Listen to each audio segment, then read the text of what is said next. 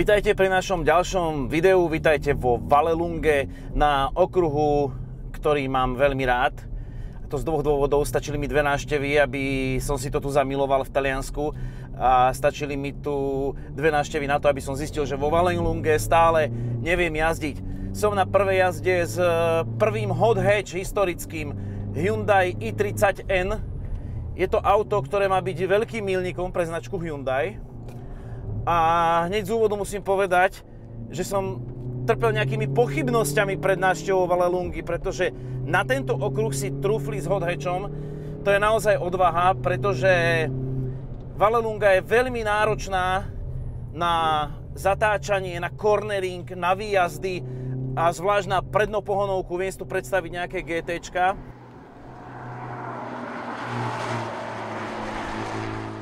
O zmenách, ktoré odlišujú i30N od bežnej i30-ky, o tom si ešte povieme. Dúfam, že popoludní na to bude čas. Ja sa pokúsim zhrnúť dojmy z auta. Zatiaľ mám pocit, že to veľmi pekne zatáča. A teraz prídeme do časti okruhu, ktorá je práve náročná na to zatáčanie, na spomenutý cornering. Čiže tu sa neskoro brzdí, zatočím. A to je taký neskorý apex. A teraz, keď tomu pridám, ako sa správa to uzavretie prednej nápravy, cítiť, že v nájazde, keď zatáčam, tak je to akoby otvorené a tá svornosť príde až v tom momente, keď ju potrebujete, pretože je to vlastne ELSD diferenciál, to znamená riadený elektronickým hydraulickým akčným členom. Tieto riešenia tu už boli, vlastne to všetko mimo prevodovky. Toto je ten prípad, kedy akoby je podvozok rýchlejší než motor. A nie je divu, lebo ľudia z BMW prišli do Hyundai Motorsportu a odozdávajú tu skúsenosti. Krásne to plieska do výfuku pri preradení.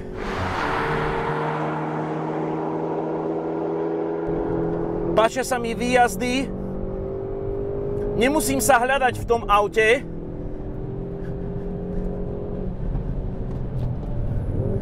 Tak, už si rozumieme.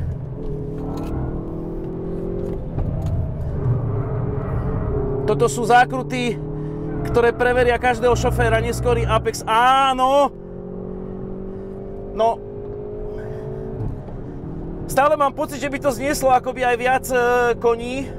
Ja sa skúsim trošku vykloniť, aby som videl ten brzdný bod, pretože toto je slepá zákruta. To si pamätám ešte z mini challenge. Trošku som sa zľakol, že aby človek predo mnou nezabrzdil viac. Ja som to trošku v nájazde prepískol, to sa mi tu stávalo. Ale ako to potiahne v tom výjazde za volant, to je neskutočné. My čakáme na ďalšieho hráča. To je škoda, ako jediný mínus tejto prezentácie je, že nemôžem otvoriť tej N30-ke kotol úplne. To auto by vedelo ísť. No už nás konečne dobehli, takže opäť neskorý apex. A teraz už môžem tomu pridávať. Normálne ma to ťaha dovnútra zákruty. Ešte raz to skúsim. Čiže najmä tu testujem prednú nápravu. Čiže teraz a plný, neskutočné.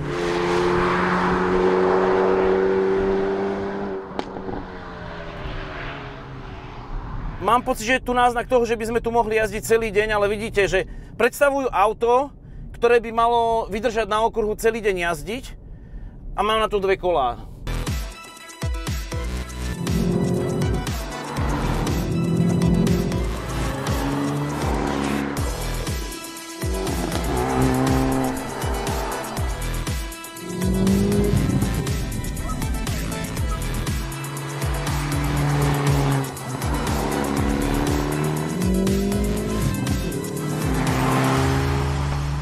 Frustrácia z okruhu, teraz z toho, že sme veľa nejazdili, sa teraz skončila, pretože si i30N užívam v takej širokospektrálnosti, pretože to auto nebolo urobené len tým systémom, že sa podvihnú nejaké kone a nazveme to hot hatch.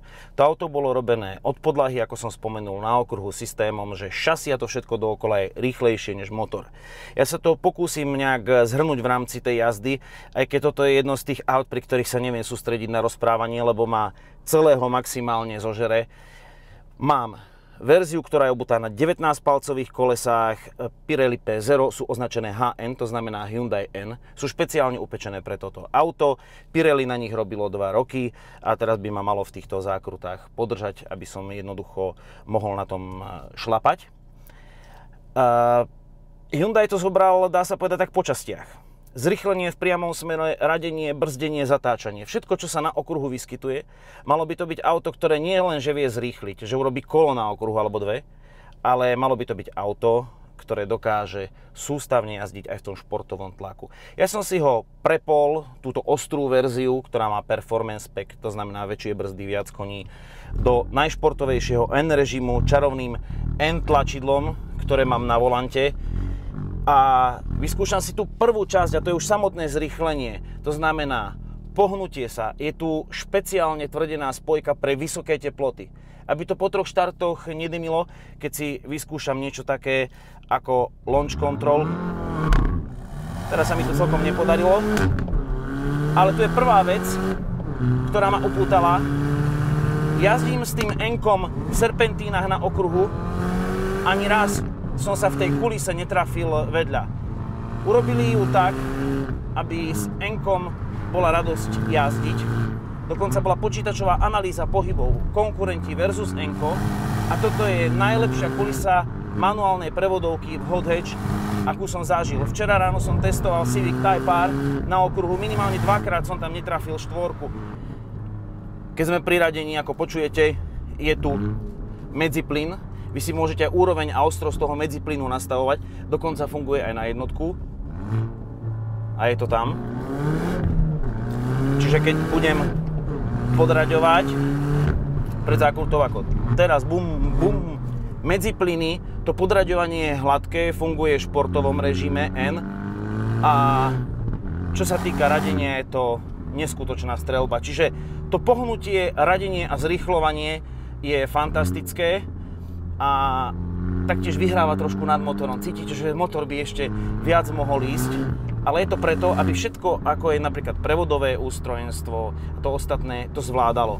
A napríklad taká drobnosť, čo sa týka motora a podvozka, viac než na kone sa sústredili autori na chladenie tohto auta. Na chladenie brzd, na chladenie prevodovky, na chladenie stlačeného vzduchu. Intercooler je tu úplne inak posadený, že ešte za ním ventilátor. Ventilátor tu má vyšší výkon. Čiže tie veci z motoršportu, ktoré sú dôležité, sú prenesené presne sem. A dobre, že ten vývoj tohto auta dlho trval, lebo to stálo za to. A ja už hodnú chvíľu tu jazdím v serpentínach, nakladám tomu a na N-ku nie sú známky žiadnej únavy. Či na pneumatikách, alebo na brzdách.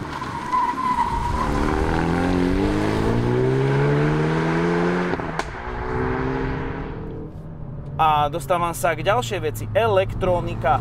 Ako je naladená. Mám športový režim ESP a napriek tomu, že tu jazdím veľmi rýchlo, to ESP ešte ani nebliklo. Je urobené tak, že keď idete na Nürburgringu a vbehnete do karusela, do tej klopenej zákruty, vykladanej panelmi, tak tam to nesmie zaváhať, nesmie sa rozblikať. Jednoducho už naozaj, keď je nejaká hraničná situácia, tak zasiahne. Mne to tu neurobilo nič.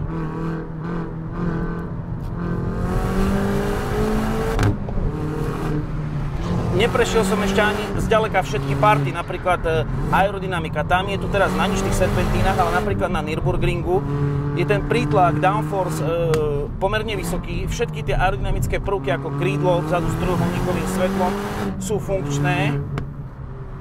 No, je to jedna paráda toto auto a z podvozka mám taký ciťák, že ten najtvrdší režim podvozka je dobrý na okruh, nie na rozbité okresky a dá sa to urobiť tak, že vlastne N športový režim, ktorý mám teraz najtvrdší, si môžete nastavovať klientsky, to znamená, že užívateľsky si urobíte, čo potrebujete.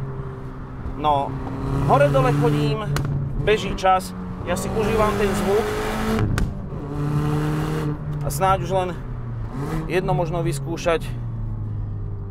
Neviem, kde sa vypína stabilizácia tu. Že či to poslúcha potom na ručnú brzdu. OK, teraz by to malo byť všetko vypnuté. Že či to vie trošku urobiť aj takú dobrú otočku, to je opäť výhoda voči ostatným hot hatch. Tu mám úzku cestu.